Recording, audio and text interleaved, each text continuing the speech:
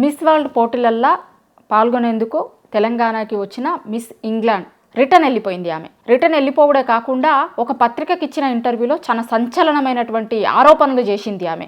మన రాష్ట్ర ప్రభుత్వం ఎన్ని రోజులు రాక ఇక్కడ ఏం చెప్పింది, అసలు తెలంగాణలో మిస్ వరల్డ్ పోటీలతోని తెలంగాణ జరూర్ ఆనా అనే పేరుతోని మేము మిస్ వరల్డ్ పోటీలు చేస్తున్నాం. అసలు తెలంగాణకి పెట్టుబడులు వరదలు లెక్కొస్తాయి, వేరే వేరే దేశాల నుంచి ప్రతినిధులు వస్తారు, మిస్ వరల్డ్లో పోటీ చేసేటోళ్ళు పాల్గొనేటోళ్ళు వస్తారు, వాళ్ళతో పాటు అక్కడ ఉన్నటువంటి మీడియా వస్తుంది, దాంతోపాటు ఇంకా చాలామంది బిజినెస్ పర్సన్స్ వస్తారు, వీళ్ళందరూ వస్తారు.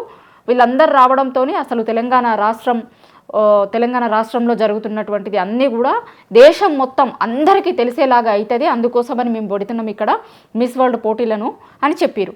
కానీ ఇవాళ ఆమె చేసినవి ఆరోపణలు కనుక చూస్తే నిజంగా తెలంగాణ పట్ల అందరికీ ఒక ఒపీనియన్ పోయేటువంటి వ్యాఖ్యలు ఆమె చేసింది. చాలా సంచలనమైనటువంటి వ్యాఖ్యలు చేసింది. చేసుడే కాకుండా ఆమె అసలు ఆ పోటీలలో నుంచి రిటర్న్ వెళ్ళిపోయింది.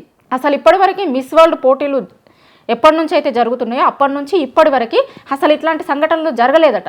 పార్టిసిపెంట్స్ ఎవరైతే వస్తారో వాళ్ళు పార్టిసిపేట్ చేస్తారు, కానీ రిటర్న్ వెళ్ళిపోయినటువంటి సంఘటన ఫస్ట్ టైం ఉంది అనేటువంటిది చాలామంది మాట్లాడుకుంటున్నారు. ఇప్పుడు తెలంగాణలో ఇంత పెద్ద ఈవెంట్ చేస్తున్నాం మేము, తెలంగాణ గురించి మొత్తం అందరికీ తెలుస్తుంది, అన్ని దేశాలకి అందరికీ తెలుస్తుంది అని చెప్తున్నటువంటి ప్రభుత్వం ఇవాళ ఆమె చేసిన వ్యాఖ్యలతోని తెలంగాణ గురించి ఏమని తెలుస్తుంది, ఏమని మాట్లాడుకుంటారు అనేది కూడా ఒకసారి ప్రభుత్వం ఆలోచన చేసుకోవాలి.